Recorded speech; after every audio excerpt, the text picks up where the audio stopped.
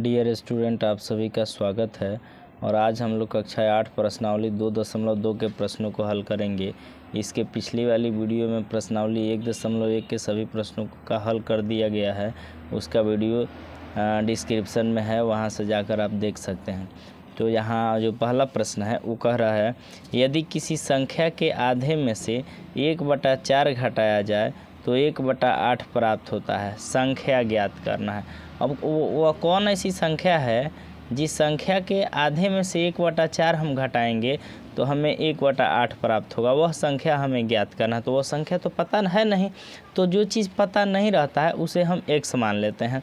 तो माना लिखेंगे, माना संख्या बराबर x, इसका आधा, संख्या का आधा लिखेंगे, संख्या का आधा। तो संख्या का आधा हो जाएगा x/2, x/2। अब लिखेंगे प्रश्नानुसार या प्रश्न से। प्रश्न क्या कह रहा है, संख्या के आधा में से, संख्या के आधे में से कितना घटाना है। तो संख्या के आधे में से 1/4 घटाया जाए तो 1/8 प्राप्त हो जाता है। संख्या के आधे में से 1/4 घटाया जाए तो ये हो जाता है 1/8। अब इसको सॉल्व कर देना है, सिंपल है। ये लिखेंगे x/2 बराबर, ये बराबर के इधर माइनस में है उस साइड जाएगा 1/8, बराबर के इधर माइनस में है उस साइड जाएगा तो प्लस में हो जाएगा 1/4। अब लिखेंगे हम लोग x/2 बराबर, दोनों का एलसीएम लेंगे होगा 8, 8 में 8 से भाग करेंगे 1 और 1 में 1 से गुना करेंगे 1, प्लस 8 में 4 से भाग देंगे आएगा 2, 4 दूना 8, 2 होगा, 2 में 1 से गुना करेंगे 2। फिर यहाँ हो जाएगा x/2 बराबर हो जाएगा 1 का 2 3, 3/8। अब तिरछा तिरछी गुना कर देंगे तो ये हो जाएगा 8x बराबर 3 दूनी 6, इसीलिए x बराबर हो जाएगा 6/8, कट जाएगा 3 दूनी 6 और 4 दूनी 8।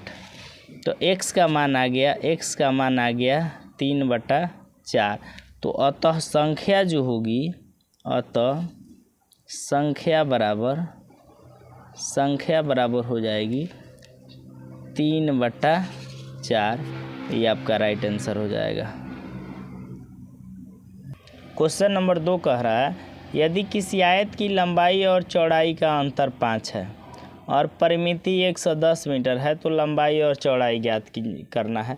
तो आयत की जो लंबाई और चौड़ाई में 5 का अंतर है, कोई 5 कम है कोई 5 ज़्यादा है। तो मान लीजिए लंबाई को हम मान लेते हैं, लंबाई को मान लेते हैं x और चौड़ाई को उससे 5 कम मान लेते हैं। तो 1 से 5 कम x-5 हो जाएगा, ठीक ना। परिमिति दे रखा है 110 और उसे हम बना लेंगे। तो सबसे पहले ये आपका हो गया, ये हो गया एक आयत बना दिए। इसकी लंबाई को हम मान लेते हैं x और चौड़ाई को इससे 5 कम करते हैं x-5। तो हम इस बात को यहाँ लिखेंगे कि माना आयत की लंबाई, माना आयत की लंबाई बराबर x मीटर और आयत की चौड़ाई कितना होगा, लंबाई से 5 कम कर दीजिए क्योंकि दोनों में 5 का अंतर है, x-5 मीटर। और इसका जो दिया है, आयत की परिमिति दे रखा है 110 मीटर। तो यहाँ देखिए प्रश्नानुसार लिखेंगे, आयत की परिमिति हमको 110 मीटर दे रखा है। सूत्र भी सब कोई जानता है, आयत की परिमिति बराबर होता है 2 × लंबाई प्लस चौड़ाई बराबर कितना दिया है, 110 मीटर दिया है। थोड़ा सा और आगे चलते हैं, यहाँ हम 2 × लंबाई कितना है, तो यहाँ लंबाई हम लोग लिए हैं x मीटर प्लस चौड़ाई कितना लिए हैं, x-5 बराबर कितना दिया है, 110। चलिए जगह की कमी है, यहाँ बना देते हैं हम। ये 2 जो है गुना में है, इस साइड आएगा तो भाग में हो जाएगा। 1x 1x 2x, ये हो जाएगा 2x, 1x 1x 2x -5 बराबर होगा 110। अब ये 2 गुना में है ना, इधर बाटा में 2 हो जाएगा। अब ये हो जाएगा 2x माइनस 5 बराबर, ये कटेगा तो हो जाएगा 55। ये कितना हो गया 55। अब 2x बराबर 55, ये 5 माइनस में है, उस साइड जाएगा तो प्लस 5 हो जाएगा, तो 2x बराबर 60। कितना होगा, तो 2x बराबर हो जाएगा 60, इसीलिए x बराबर हो जाएगा 60/2 बराबर हो जाएगा क्या चीज़ 30। तो हम आयत की लंबाई माने अतः आयत की लंबाई x माने है, x का मान कितना आ गया 30 मीटर। चौड़ाई कितना माने, तो चौड़ाई माने हम x माइनस 5, तो x का मान है 30, 30 माइनस 5 बराबर 25 मीटर। ये आ गया आंसर। क्वेश्चन नंबर 3 पढ़ते हैं। कह रहा है कि चीनी के मूल्य में 25% की वृद्धि होने पर अब 1 किलोग्राम चीनी का मूल्य 32 रुपया है, तो प्रारंभ में चीनी का मूल्य प्रति किलोग्राम क्या था। तो मुझे नहीं पता है कि प्रारंभ में चीनी का मूल्य कितना किलोग्राम था, तो जो चीज़ पता नहीं रहता है उसे हम क्या मान लेते हैं, एक्स मान लेते हैं। तो यहाँ मानेंगे, माना प्रारंभ में चीनी का मूल्य x रुपया प्रति किलोग्राम था, तो यहाँ लिख दिए कि माना प्रारंभ में चीनी का मूल्य x रुपया प्रति किलोग्राम था। अब इसमें क्या हुआ कि 25% की वृद्धि हो गई, तो लिखेंगे प्रश्नानुसार, चाहे लिखेंगे प्रश्न से। पहले तो था x रुपया प्रति किलोग्राम, अब हुआ इसमें 25% की वृद्धि हो गई, x का 25%। तो जब x इसमें 25% की वृद्धि हो गई तो 1 किलोग्राम का दाम कितना रुपया हो गया, किताब में दिया है यहाँ 1 किलोग्राम का दाम अब हो गया 32 रुपया। कितना हो गया 32 रुपया। तो यहाँ हम लिख देंगे क्या चीज़ 32। अब इसको सॉल्व कर देना है, x प्लस x का परसेंट 25%, तो x का मतलब होता है गुना, 25% का मतलब होता है 25/100 बराबर का चीज़ 32। अब इसको ऐसे करेंगे, 25 से कम 25, 25 चौका 100। अब इसको सॉल्व करेंगे तो ये होगा x प्लस x में 1 से गुना करेंगे तो x/4 बराबर हो जाएगा कितना 32। अब इनका जोड़ है, इसको सॉल्व कर देंगे, दोनों का एलसीएम निकालेंगे 4 होगा।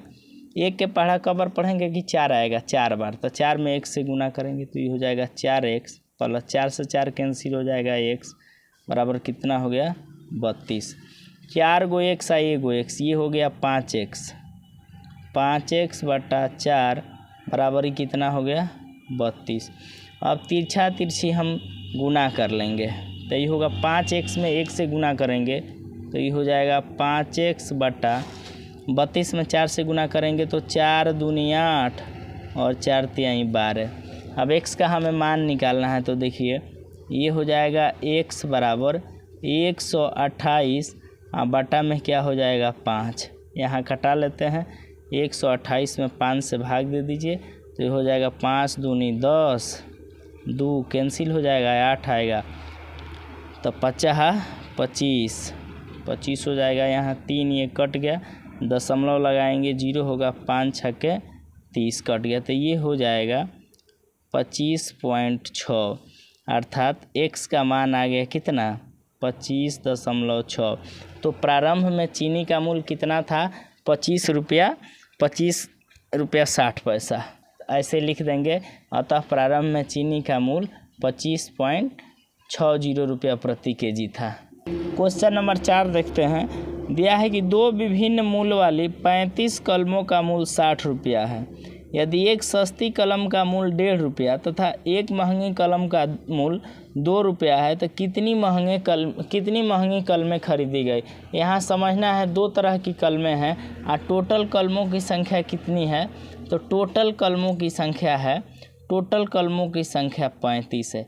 35 में एक तो सस्ती है, एक सस्ती है और एक कितना है महंगी है। हमें पता करना है महंगी कलमों की संख्या।